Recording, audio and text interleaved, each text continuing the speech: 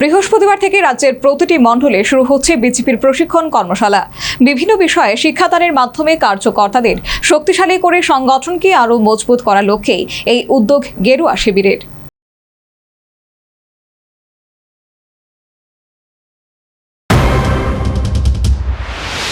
দলীয় নীতি ও আদর্শ সম্পর্কে কার্যকর্তাদের সুশিক্ষিত করে তাদের দক্ষতা বৃদ্ধির মাধ্যমে সংগঠন শক্তিশালী করা বিজেপির দীর্ঘদিনের ঐতিহ্য।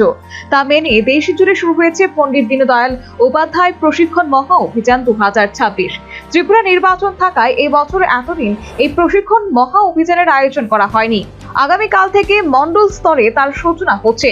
বটদুয়ালী মণ্ডলে অনুষ্ঠিত হতে চলা দুদিন এক রাত্রির এই মণ্ডল প্রশিক্ষণের বর্গের উদ্বোধন করবেন মুখ্যমন্ত্রী ডক্টর মানিক সাহা ও রাজ্য সভাপতি তথা রাজ্যসভার সাংসদ রাজীব ভট্টাচার্য। বুধবার আগরতলার কৃষ্ণনগরে বিজেপির রাজ্যের দপ্তরে আয়োজিত সাংবাদিক বৈঠক থেকে এই কথাই জানালেন দলের মুখপাত্র সুব্রত চক্রবর্তী। তার সঙ্গে এই বৈঠকে উপস্থিত ছিলেন বিজেপির রাজ্য সাধারণ সম্পাদক ও বিধায়ক ভগবান চন্দ্র দাস ও মিডিয়া ইনচার্জ সুনীত সরকার সহ অন্যান্যরা। এই বৈঠক থেকে রাজ্য বিজেপির মুখপাত্র সুব্রত চক্রবর্তী জানান, প্রতি মণ্ডলে গড়ে 140 থেকে 150 জন প্রশিক্ষণ বর্গে অংশ নেবে। আমাদের রাজ্যে আগামীকাল থেকে মণ্ডল প্রশিক্ষণ বর্গ শুরু হচ্ছে।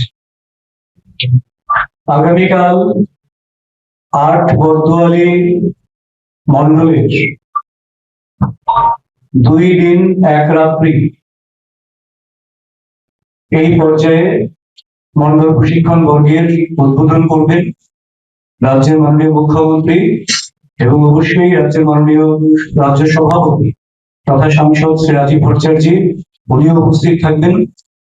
এবং এই মণ্ডল প্রশিক্ষণ বর্গে আমাদের প্রতিটি ক্ষেত্রে 8টি করে বিষয়ের উপর আলোচনা হবে।